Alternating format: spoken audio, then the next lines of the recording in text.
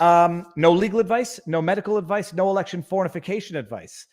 And above all else, people, there will be no calls for civil war, nor will there be any sinister predictions of civil war on this channel.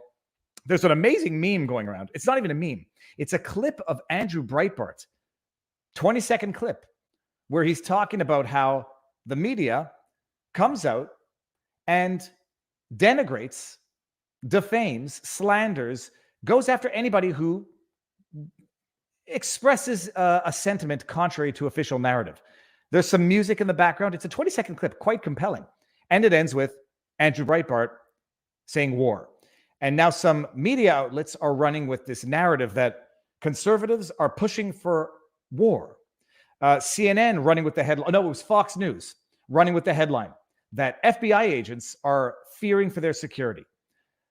I will never promote violence on my channel, and some people don't like that. People are going to say, well, what do you do? You can't fight your way out of tyranny. These are individual questions that people have to ask themselves. Do you want to become the monster that you're battling? And do you sincerely believe that there's no other way out? So, never.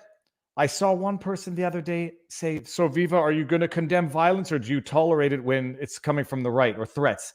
And I'm like, you've never watched my channel. And if you have, you're a lying buffoon. So I don't talk about these things. I don't believe in these things because I don't believe it's the type of conflict that is susceptible of victory. And I actually think it's exactly what, let's call it the administrative state, wants. It's exactly what they want by needling, poking, antagonizing, berating, humiliating, harassing. It's exactly what they want. And it's almost as though they keep going with bigger and bigger types of escalation, types of instigation. Hey, January 6th persecution, locking up people for 500 days before even going to trial.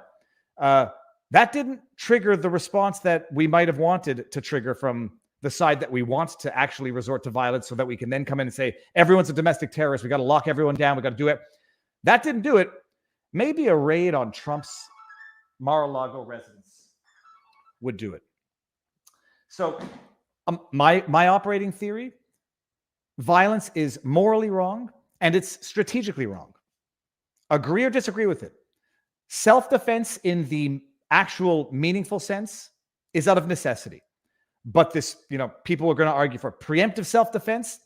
It better be a very real threat to justify any form of preemptive self-defense, to qualify as self-defense.